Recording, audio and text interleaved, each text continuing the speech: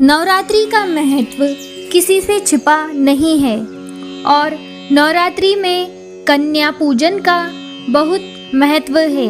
ऐसे में अष्टमी और नवमी के दिन छोटी छोटी बच्चियों की चहल पहल देखने को मिलती है। वही छोटी छोटी कन्याओं को घर घर बुलाकर भोजन कराया जाता है।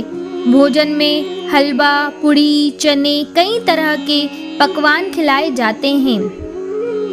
पौराणिक उल्लेख के अनुसार देवराज इंद्र ने ब्रह्मा इंद्र से भगवती देवी को प्रसन्न करने का उपाय पूछा था। तब ब्रह्मा जी ने देवी को प्रसन्न करने के लिए कुमारी पूजन बताया था। इसलिए नवरात्रों में देवी माँ को प्रसन्न करने के लिए कन्या पूजन किया जाता है, जिससे घर में सुख शांति बनी रहती है।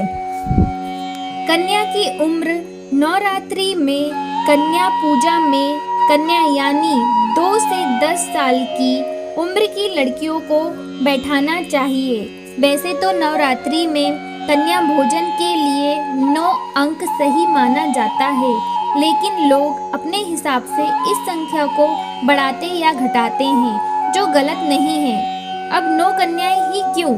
इसकी वजह ये है कि 9 कन्याओं की देवी के 9 रूप मानकर पूजा की जाती है। साथ ही कन्या पूजन के समय टीका लगाकर उनके हाथों में रक्षा सूत्र अवश्य बांधें। उसके बाद उन्हें या तो उपहार या दक्षिणा देनी चाहिए। अंत में उनके पैर छूकर उनसे आशीर्वाद जरूर लेना चाहिए। 2 वर्ष की कन्या कुमारी, 3 वर्ष की कन्या त्रिमूर्ति, 4 वर्ष की कन्या कल्याणी, 5 वर्ष की कन्या रोहिणी, 6 वर्ष की कन्या कालिका, 7 वर्ष की कन्या चंडिका, 8 वर्ष की कन्या सांभवी, 9 वर्ष की कन्या दुर्गा तथा 10 वर्ष की कन्या सुभद्रा मानी जाती है। इनको नमस्कार करने के मंत्र इस प्रकार हैं: कोमाटर्ये नमः, त्रिमूर्ते नमः, कल्याणे नमः, रोहिणे नमः, कालिकाय नमः, चंडिकार्ये नमः, संभव्ये नमः, दुर्गाय नमः, सुभद्राय नमः। कन्या को उपहार में क्या दें? कन्या पूजन के दिन कन्याओं को फल जरूर देने चाहिए। अपनी श्रद्धा अनुसार पूजन में ही देवी माँ को अर्पण किए गए फल कन्याओं को देने चाहिए। लाल रंग को वृद्धि और प्रेम का प्रतीक माना जाता है। कन्याओं को उपहार के रूप में लाल वस्त्र देने का विशेष महत्व है। अगर किसी वजह से आप लाल वस्त्र देने में असमर्थ हैं, तो सभी कन्याओं को लाल रंग की चुनरी दे सकते हैं। इसके साथ ही लाल रंग माँ की पोशाक का रंग होने के कारण भी बेहद शुभ माना जाता है। कन्या पूजन एवं भोजन में एक मिठाई अवश्य शामिल करें।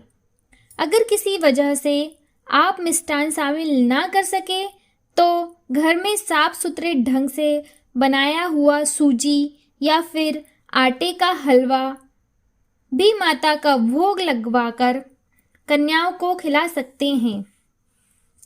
कन्या पूजन के दिन कन्याओं को श्रृंगार सामग्री जरूर देनी चाहिए। Hair band, rubber band, small makeup kit, चूड़ियाँ, बिंदी वगैरह के रूप में पहले माता को अर्पित करनी चाहिए और उसके बाद कन्याओं को देनी चाहिए। कन्याओं द्वारा ग्रहण की गई श्रृंगार सामग्री शीघ्र देवी माँ द्वारा स्वीकार कर ली जाती है।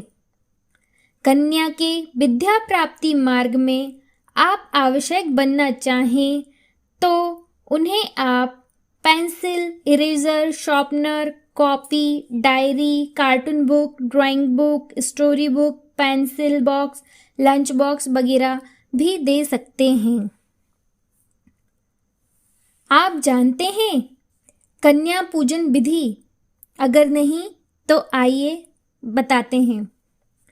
कन्या पूजन में कन्याएं जिस स्थान पर बैठने वाली होती हैं वहाँ की सफाई अच्छे से कर लेनी चाहिए। सबसे पहले कन्याओं के दूध से पैर पूजने चाहिए। चरण पूजा में अक्षत, पुष्प और कुमकुम का प्रयोग करें।